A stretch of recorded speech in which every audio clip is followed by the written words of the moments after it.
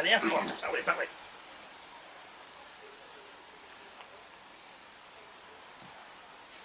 Bye, boy.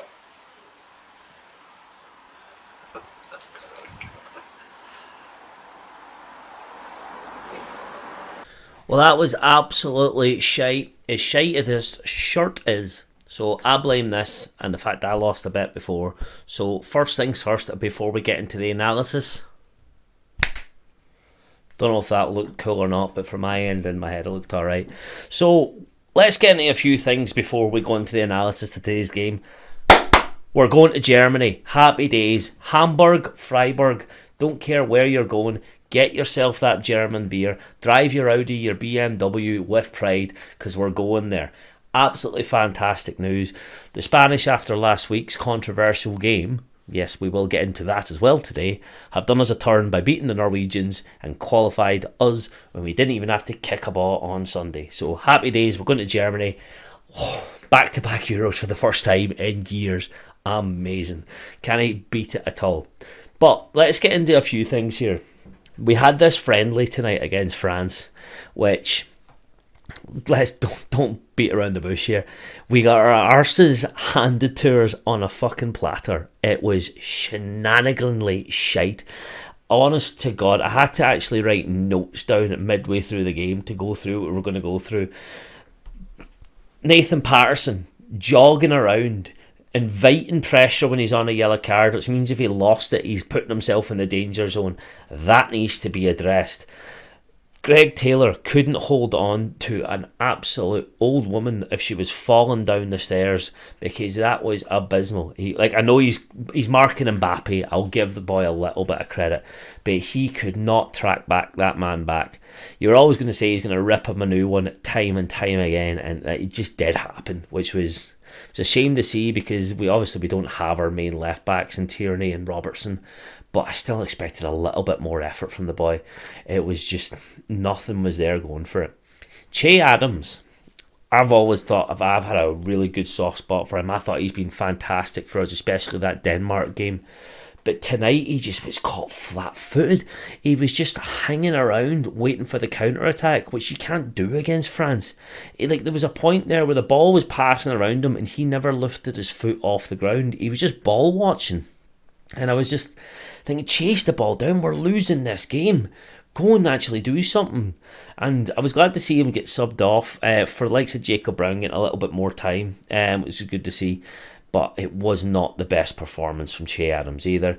Liam Kelly, however, that first half was, let's call a spade here, that was the worst performing player on the pitch. That first goal he let in, it was like he was falling off a chair by swinging on it too far with his limbs flailing, and he was just trying to get in the way with it. I'm not surprised he got subbed off at halftime, because it was an absolute joke. I've still got the game on here at the side, and it's good to see the players going to clap the Tartan Army, because they deserve it after all the stuff they've went through tonight. And they were singing, "Hey Sarah, Sarah, we're going to Germany," and it was great to hear, because we actually are finally going to a tournament. My hair's actually going a bit nuts here, but we'll live and die with that. I'm so glad to actually say that we actually have qualified for this tournament. But the main talking point here of today's video is the fact of some of this officiating in the past week against us is an absolute travesty. The Scott McTominay one is a joke from last week. That was an official goal. They said it was a foul, which made the ref go and look at it. There was no foul, as every single one of you know. Then about 15-20 minutes later, UEFA come out and say, no, it was offside. If it was offside, why did the ref have to look at it then? Because the referees don't look at offsides. VAR does that for them, and then they're getting told. And fair enough, we fell asleep and conceded 2 goals to Spain. There's no disagreement with that. They deserved them 2 goals, and if everything stood, the game might have went differently because we scored first. But that goal being disallowed has affected our head-to-head record now, which can really affect where we're going to finish in the group. Now, don't get me wrong, see at the start of the whole campaign, if we were told we were taking second place, we'd be like, yes, done, a deal, thank you very much, let me go to Germany now and book my flights. But it's just a little bit annoying in the way it's happened, because we've outperformed so much in this campaign. And I'm delighted with all the results and everything. And last week's game was just a little bit of a wonder because of how well we performed at Hampden. But that 2-1, imagine it goes to 2-1. We've got a better head-to-head record then. We go to top spot. We might get a better group draw. But moving on from that, we're looking at tonight's performance, which was abysmal. It was never a penalty, though, that was given, because Giroud was also pointing to Liam Cooper. So what would happen, right, if the referee gave a straight penalty? Would he be asked to look at VAR then and see a foul, and then it would be cancelled out? It'd be given as a free kick. But because both of them were doing it to each other, shouldn't that mean just play on? It really makes it affect, like, such a weird thing then, that the referee can make that decision and then just change it to a penalty. Does that makes it even harder then for defenders to actually do stuff if they can't if their shirt's getting pulled and they pull it back? What you meant to do there? It's an absolute joke, and I'm not happy with that at all. And the first one that they got from that free kick was never a free kick. The one where Pavard then goes on to it, that was never a free kick. Don't know how that happened, but realistically, the result speaks for itself. Scotland got absolutely put away, we got pumped, and we got humbled. I know we were playing a friendly. We're not playing our full-strength squad. We don't have Andy Robertson. We don't have Tierney. John McGinn didn't start. We didn't have any of our... we've normally been playing Lyndon Dykes in that position. Angus Gunn didn't start, who's been playing most of our positions at goalkeeper. Aaron Hickey didn't start, which I'm not really surprised because he had an absolute hoona last week.